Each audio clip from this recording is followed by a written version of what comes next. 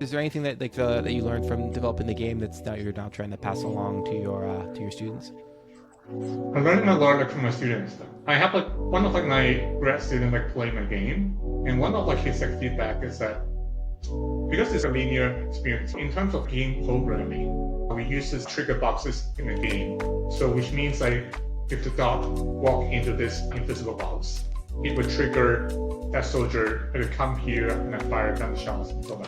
Right? So and then if you don't step into this box, nothing will happen. This kind of trigger box are kind of like sensors, kind of like if you go to like an amusement park, if you go to like a haunted mansion in an amusement park, they have sensors that trigger lights.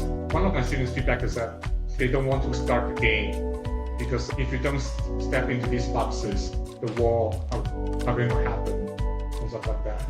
It's just turns out like I'm like kind of like intrigued. I'm always like intrigued at the way that they think about how this kind of system works and how that correlate with the conceptual elements. Because if you don't start this game, this like fictional virtual wall will not happen. I find that like philosophically pretty interesting. For teaching about games, my students know a lot about new games, and we spend a lot of time playing new games in class. And the first hour is always like how we pass around a game controller, the screen, and then we like play and stuff. And then we do like picnics and stuff like that.